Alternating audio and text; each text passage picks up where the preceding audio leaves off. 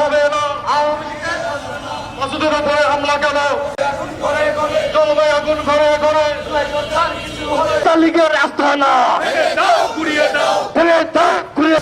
যোদ্ধার কিছু হলে জ্বলবে আগুন ভেঙে দাও ঘুরিয়ে দাও। দিয়েছি তার রক্ত আওয়ামী লীগের আস্তানা। আওয়ামী লীগের প্রশাসন জবাব চায়। প্রশাসন জবাব চায়। হামলা কেন?